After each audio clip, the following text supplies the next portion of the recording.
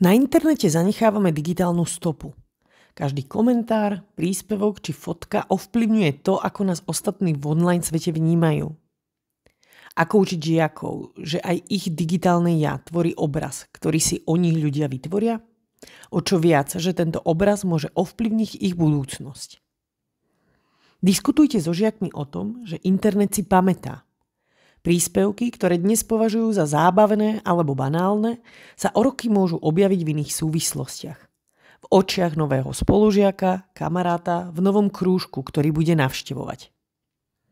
Vytvorte so žiakmi online autoportrét. Ako by chceli, aby ich digitálny profil hovoril o ich hodnotách a záujmoch. Vyzvite žiakov, aby anonymne napísali, ako by chceli, aby ich v online priestore vnímali ostatní. Následne môžete spoločne porovnávať ich aktuálne online správanie a či tomu zodpovedá. Žiaci by mali pochopiť, že online reputácia nie je o popularite, ale o dôveryhodnosti. Získava sa pomaly a dá sa ľahko strátiť. Digitálna stopa nie je len o tom, čo zdieľame, ale aj o tom, čo môžeme vedome vytvoriť. Skúste si teraz zahrať malú hru s vlastným digitálnym obrazom. Napíšte krátky digitálny autoportrét.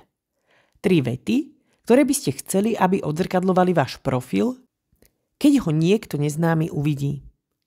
Môžete to poňať ako popis dobia, mini príbeh, slogan alebo len pár myšlienok. Otvorte si profil a porovnajte. Chcete niečo pridať, zmeniť alebo doplniť? Niekedy stačí len jedna veta, jeden príspevok alebo detail, aby sme ukázali, kto sme.